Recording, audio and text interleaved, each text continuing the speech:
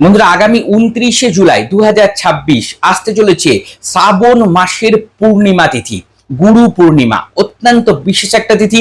আজকের বলা এই উপায়গুলো এই দিন করলে আপনাদের জীবনের মান সম্মান বৃদ্ধি, আয় উন্নতি বৃদ্ধি, বিবাহ সংক্রান্ত সমস্যা অচিরেই দূরীভূত হতে পারে এবং বিশেষভাবে গুরু কৃপালাভ, শ্রী বিষ্ণু শ্রীহরি বিষ্ণু এবং দেবাদিদেব মহাদেবের বিশেষ কৃপালাভ আপনারা করবেন। কি করতে হবে?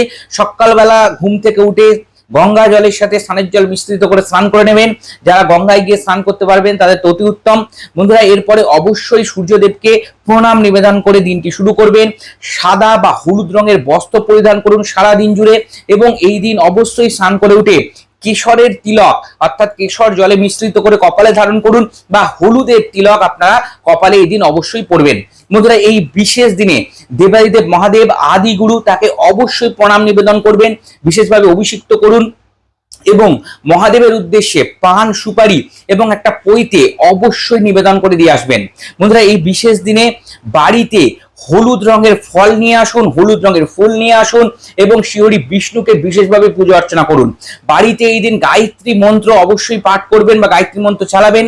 এই দিন গীতা ভাগবত পাঠ করা অত্যন্ত শুভ।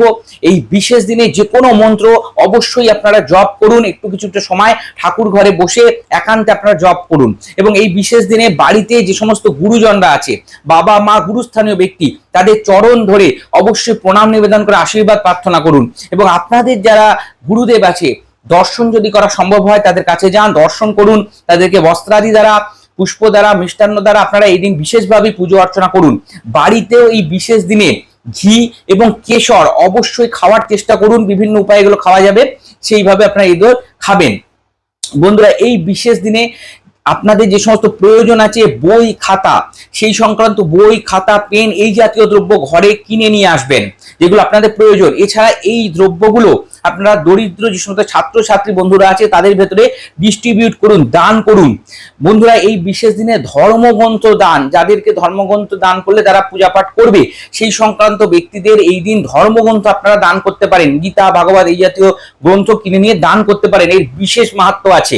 বন্ধুরা, এই বিশেষ দিনটি আপনারা অত্যন্ত মঙ্গলজনকভাবে শাস্ত্রীয় উপায়ে বিভিন্ন নিয়ম মেনে এবং শাস্ত্রীয় আহার আদি করে, কোনো তামসিক আহার না করে সুন্দরভাবে দিনটি অতিবাহিত করুন। দেখবেন একটা পজিটিভ এনার্জি আপনারা সারা বছর ধরেই এর মাধ্যমে নিজেদের জীবন নিয়ে আসতে পারবেন। এই ধরনের ভিডিও যদি আপনাদের ভালো লেগে থাকে চ্যানেলটাকে সাবস্ক্রাইব করে পাশে থাকা বেল বাটনটা আজই ক্লিক করে দিন, যাতে পরবর্তী ভিডিও নোটিফিকেশনগুলো মিস না হয়ে যায়। সকলে ভালো থাকবেন, সুস্থ থাকবেন। নমস্কার।